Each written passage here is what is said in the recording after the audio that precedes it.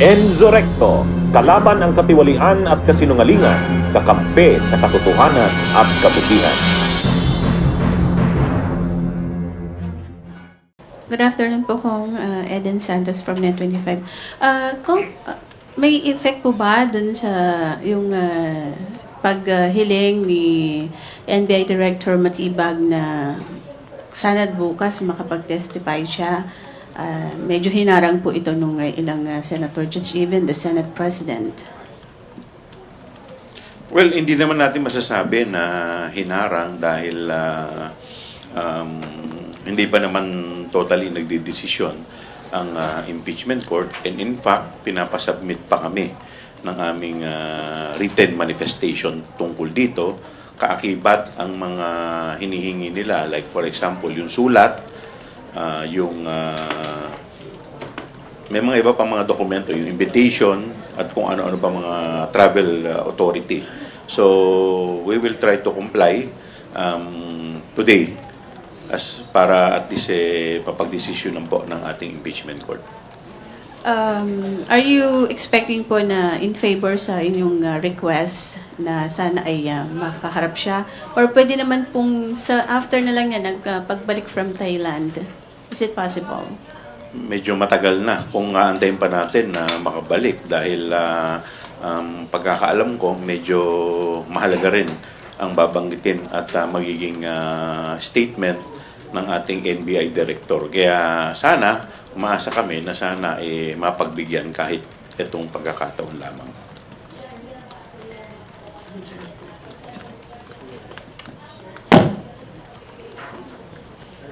Sir, good afternoon. Kanina during the trial, nabanggit po yung pangalan niyo several times by the presiding officer and through the video played as evidence ni yung nabanggit ni Vice President Sara Duterte. How do you feel, sir? Medyo trauma-inducing ba? Kasi parang namura na naman po kayo for another time. Well, actually, nung una itong binanggit nung gabi na nangyari yung insidente na subject ng grave threat ngayon, at that time, syempre, hindi mo maalis na medyo matatakot naman talaga tayo dahil unang-una ito namang hindi namang ordinaryong tao itong nagbitaw ng ganyang pananalita, bagkus pangalawa sa pinakamataas na opisyal ng ating bansa. Pero makikita natin dito sa mga salaysay na at mga video na pinakita yung kanyang pagiging violent nature na very unbecoming para sa pangalawang pangulo ng ating bansa. Sir, so safe to say you felt threatened during that time noong 2024 bilang kayo yung head ng Committee on Good Government and Public Accountability, tapos yung galit niya directed towards the committee?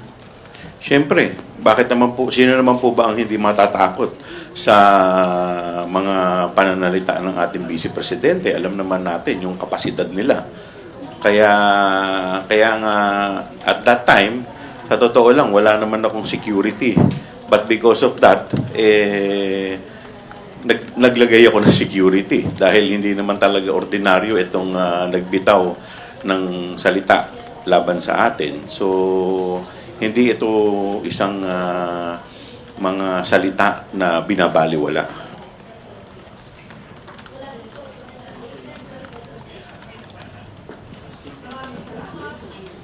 Magandang hapon po, Haji, Brigada. So far, sa mga napanood po natin, ilang beses pong inulit-ulit yung pagmumura. In fact, parang nabanggit 8 times nga daw po, 8 beses po na, and nakita nga daw po na furious, fuming mad, si Vice President when she uttered those words. Sa palagay po ba ninyo na-satisfy yun at mas na-establish pa yung capability of the Vice President to carry out those utterances at gumawa nga po ng pagbabanta laban po sa Pangulo and sa First Lady and the former Speaker?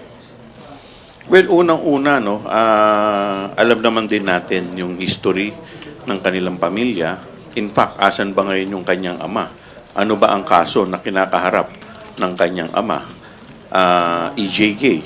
So, alam din naman natin yung tinatawag nilang Davao Death Squad. So, lahat ito may kinalaman sa kung ano man yung mga kapasidad nila para gampanan o gawin yung mga banta. Kaya nga, siyempre, itong issue ngayon o itong article na kanilang kinakaharap ngayon, ito ay hindi lang masasabi nating ordinaryong grave threat. So ito ay binitawan ng pangalawa sa pinakamataas na opisyal ng ating bansa against sa Pangulo. So ito ay pagbabanta sa head of the state. No, at saka yung factors po na kinonsider po nila. Palagay po ninyo, nasagot na po yon yung with regards to the context of the yung konteksto po nung pagbabanta po laban sa Pangulo. Maliwanag na maliwanag. In fact, yung binitawan niya, masasabi nga natin na res ipsa loquitur. So, ibig sabihin, the thing speaks for itself. So, hindi na kailangan pang wala naman tinatawag na conditional threat ng mga sinasabi nila. Threat is a threat. Halimbawa, nagbitaw ako ng salita. Pag hindi ka nagbayad ng utang mo, papatayin kita.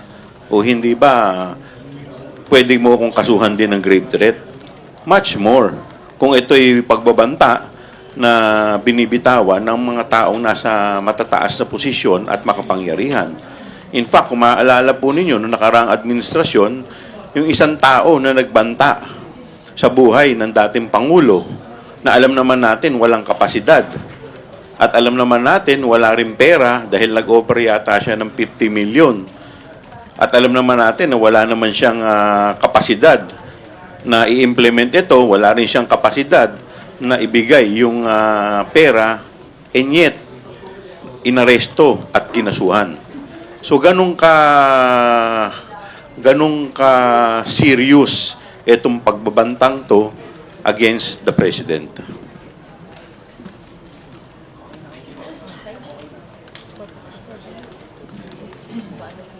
Any other questions? Thank you, sir.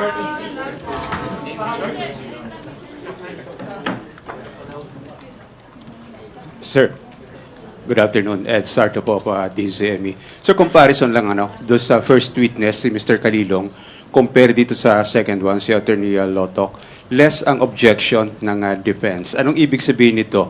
As a lawyer and part of the prosecution, matibay ba yung mga inilalatag ng testigo ngayon kaya't hindi nag-object ang kabila?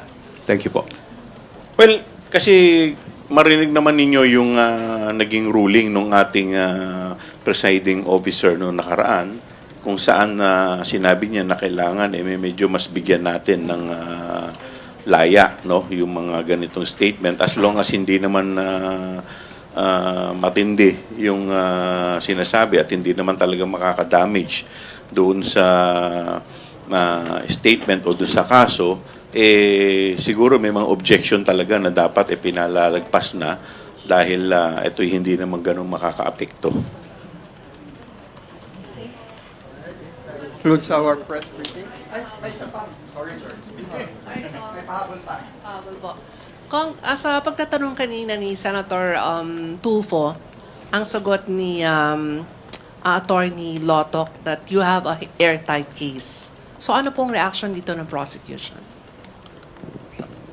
Well, lalo lang nagpapatibay yung aming kaso dahil unang-una kailangan nating ilagay sa isip na itong impeachment case ay hindi ito kagaya ng criminal case na kailangan yung ebidensya ay matibay na matibay hanggang dulo. So ito ay hindi lamang yung bigat ng pagpapatunay hindi mo po pwede ikumpara sa criminal case. With more reason, nung sinabi pa at sinagot ni Attorney Lontok na airtight yung kaso. So, di lalo lamang mas tumibay yung aming ebidensya. Pero on the contrary, sir, ang tanong naman ni Senator Bam Aquino kanina, kung inimbestigahan ba ng NBI yung kinontak ni Vice President Sara Duterte. Pero ang sabi nila, up to now, hindi nila mahanap. Makaka-apekto ba ito sa bigat ng kaso? Sa ilalim po ng Article 4. Thank you, sir. Unang-unang pinag-uusapan dito yung binitawan na kaso at hindi naman yung issue ng assassin. So walang kinalaman yung assassin dito sa pagbabanta. Dahil pwede namang matuloy yung pagbabanta kahit namang walang assassin. So ang pinag-uusapan dito sa grave threat ay yung binitawan at yung bigat na binitawang salita at pagbabanta ng ating Vice Presidente. Kung pahabol lang po, yung kanina na parang kinuha yung notes nung testigo ni Attorney Season, ito po ba'y nagpapatunay nung sinasabing scripted yung mga sagot ng testigo? Hindi. Dahil sinabi naman ni presiding judge kung yan kasama nung report ninyo At sinabi naman niya, kasama naman ng report. At hindi naman tinutulan nung defense. Bunyog, bunyog, halikan na kasama ka. Bunyog, kapag buklod ay may pag-asa. Luzon, Visayas, Mindanao, isa ang pananaw. Sa bagong Pilipinas ang bunyog isisigaw.